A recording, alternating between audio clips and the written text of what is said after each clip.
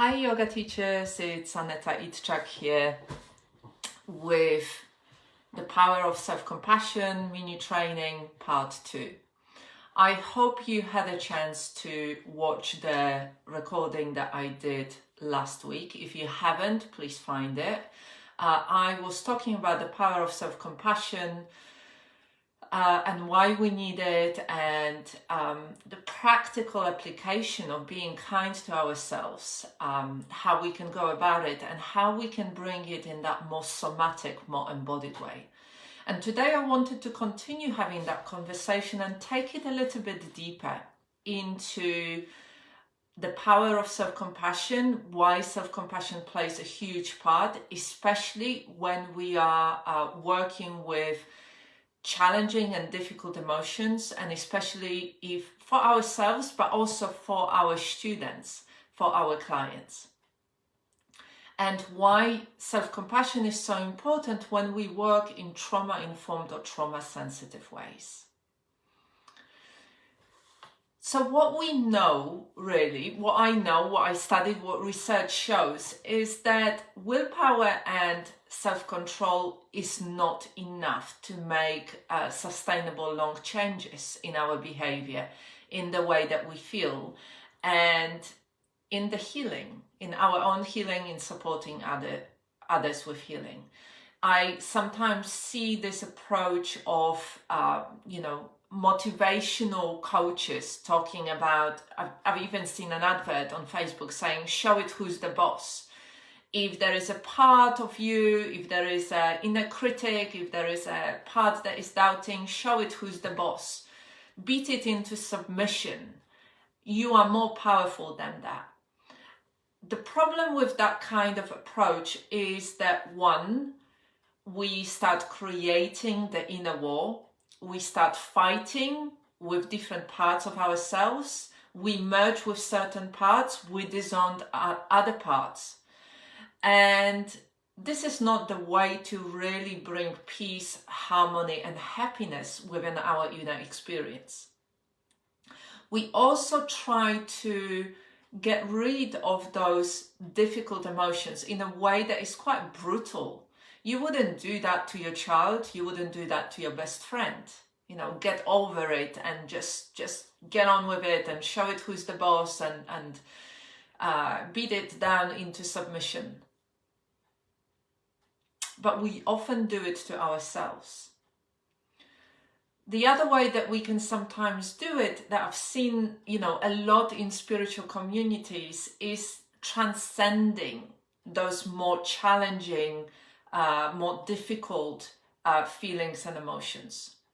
And we say, I've seen so much people saying, I've been hurt by this person, I'm feeling this, I'm feeling very hurt, but I know I have to forgive.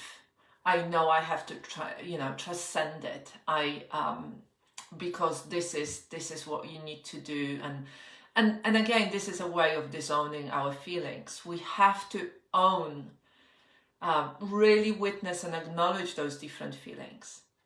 And the last way that I've seen people do that is by ignoring messages from the body, physical messages, physical feedback from the body. And also in spiritual traditions, sometimes we are told, you are not your body. I know you're hurting, but you are not your body.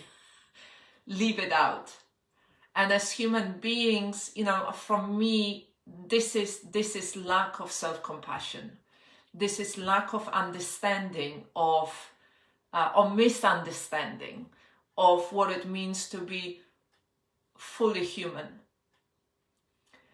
And we don't have to be like that towards ourselves, and we don't have to be like this towards others. Part of the challenge and difficulty that we are experiencing right now is this embodiment, is this disconnection from our own inner wisdom, is that inner disconnection and split of merging with certain parts and disowning other parts. And so over the last over 2 decades, I've been studying a lot of different things. And what I've come to realize is that the most profound ways of bringing self-compassion come from this way of witnessing and acknowledging our inner experience, and those ways that allow us to build a sense of inner self-trust, deep inner self-trust. And we do it through developing a way of being able to listen to and embrace and attend it with compassionate acceptance to everything within us. When we meet ourselves from that space, we can meet others from that space as well. And that's what for me is the essence of self-compassion. It's this ability to listen to embrace, to witness, to acknowledge, and to bring that compassionate acceptance to different parts of ourselves. The parts that are hurting, that might be hurting, the parts that maybe are critical, the parts that are doubting, the parts that are loving, the parts that feel alone, the parts that feel frozen. So when you think about trauma, it's this, in trauma, often those younger parts, when something traumatic happens, those younger parts become frozen in the roles that were required for them at the time that it happened. And they keep being triggered, they keep coming up again and again. And so showing them, for example, who's the boss is not going to work. If you've ever experienced, loss or trauma, you will know that the only way to heal it is through compassionate acceptance, through listening to, through embracing, through witnessing with compassion and kindness, and really acknowledging our inner experience. And one of the practices that I learned and I've been practicing over the last few years, as a learning it for myself and as a practitioner, is focusing. Focusing, sometimes it's also called embodied listening or inner relationship focusing. And it's about working with felt senses, the felt senses that are meaningful body sensations, meaningful experiences as they unfolding, very much somatic, and working with parts, different parts of ourselves. This way of working with ourselves came from 1950s, and a couple of practitioners, Eugene Gendlin and Carl Rogers, wanted to find out why some people are successful in their therapy, meaning they made positive, significant changes in their life and in their inner relationship, and other people are not successful. And so initially they thought that it was to do with the therapist. Of course, if the therapist is good, the client will have positive changes. And so they recorded a larger number of sessions.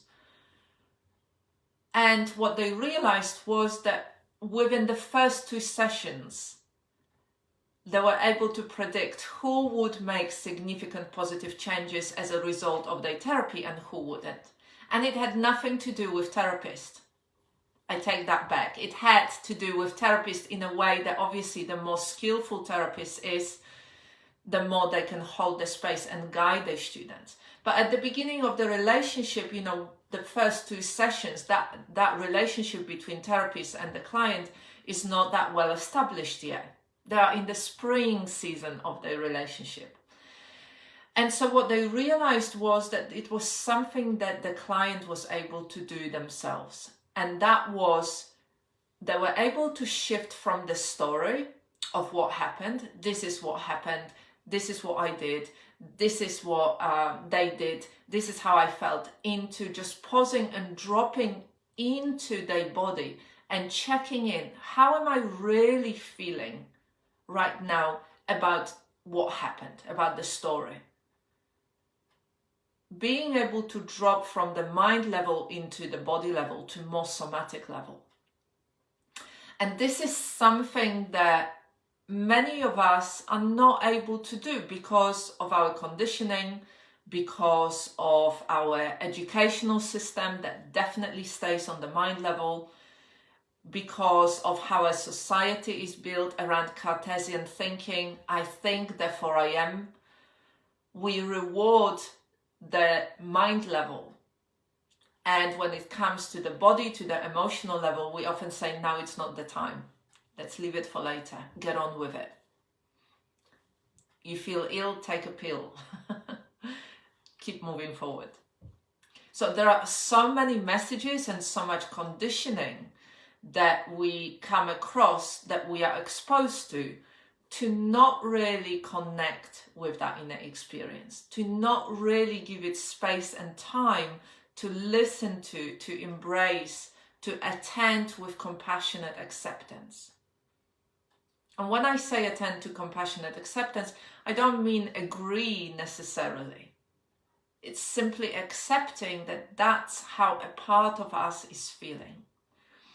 And then there is another model that focusing came from 1950s, and now many other models are using it. So for example, somatic experiencing, the work of Peter Levine, brings in focusing approach into working with trauma. There is another therapeutic model called internal family systems, which is much more structured, but works similarly with parts of our inner experience.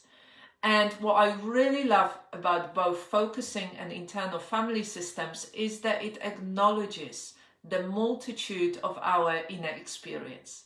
That there might be a part that loves the situation and a part that equally is scared or feels unsafe about the situation. And there might be a part within you that is very motivated as a yoga teacher, as a therapist, as a trauma-informed practitioner to really work and contribute and help. And equally, there might be a part that is feeling scared about doing it, feeling vulnerable, maybe feeling too exposed and not wanting to be shut down. It really, both of those approaches really acknowledge the richness of our lives. And this is what I love about it. And, when we move into this working with more self-compassion, working with the kindness, working with, spiritual traditions as well, the basis of all of it, so for example, in focusing, we call it self-in-presence, that compassionate presence that can hold the space for all those different parts. In IFS, in internal family systems, it's called embodied self. Again, it's the part, it's not the part, it's the core of you that is holding the space for all the other parts, all the other little personalities that we have within us. And for me, this is what life is in itself. The life is this compassionate energy that embraces everything, that we are part of, that the whole of life is us, and we are part of, we are life itself, manifesting itself. And so self-compassion has got so much healing potential here. So if you ever felt like you tried to change your behavior and you couldn't, if you ever felt something but you were unable to shift it, or you tried to move on from it but it keeps coming up again and again, it means that you need to approach it in a slightly different way. Through that compassionate acceptance, through listening to, through embracing, through attending to it, with kindness, with warmth, with acceptance. And this is how we build that sense of inner deep trust for ourselves. And I know that certainly, this is something that I I was looking for when I came to yoga. You know, when I did my person-centered counseling certificate 25 years ago, focusing on that way of relating wasn't mentioned in that training. And I wish it was, because it would have maybe allowed me to connect with myself in a different way, in a deeper way, like I've been able to do it over the last few years. But then again, things come when we are ready to receive them. We hear when we are ready to hear. And we are able to share when we ourselves are feeling more grounded, more present, more stable. So today I'd like to encourage you to just start with a very simple thing about giving yourself or allowing yourself a little bit of space to listen within in a safe, grounded, compassionate way, to witness and acknowledge and to embrace and attend to those different parts of you that maybe have been wanting to your attention and your acknowledgement for a very long time. And we can do it bit by bit, little step by little step. This is why you might have heard me say that in the past, that cathartic experiences are wonderful, or can be wonderful, or can be very traumatic, re-traumatizing. But often we are not able to integrate them, use them in a healing way for ourselves. That's why baby steps, little steps that are done in a safe way, with the rhythm and the pace that is right for us or for our students and our clients, is the best way to make long-term changes, long-term healing, and a long-term sustainable change within how we are and how our students are. So I hope that makes sense. I'd love to hear what you think about it. It's this way of working, of really learning to listen deeply within ourselves, can be really healing and life-changing. But I'd love to hear what you think about it. Let me know, and we will continue hopefully having those conversations. Take care of yourself. Bye for now.